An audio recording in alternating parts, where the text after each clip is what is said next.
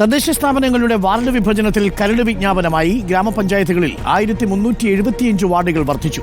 മുനിസിപ്പാലിറ്റികളിൽ 128, കോർപ്പറേഷനുകളിൽ 7 വാർഡുകളും വർദ്ധിച്ചു.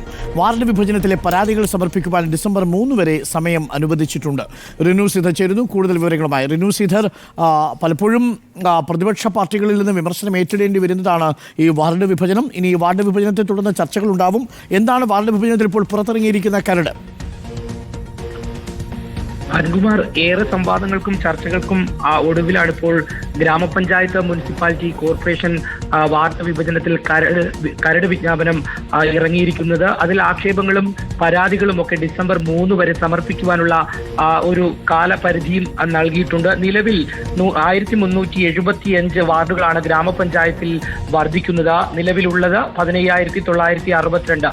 1375 വർദ്ധിച്ച 17,337 മാറുമെന്നുള്ളതാണ്.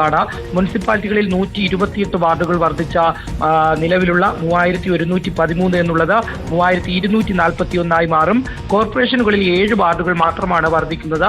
നിലവിൽ 414 വാർഡുകളുണ്ട്. ഇത് 421 വാർഡുകളായി മാറും എന്നുള്ളതാണ്.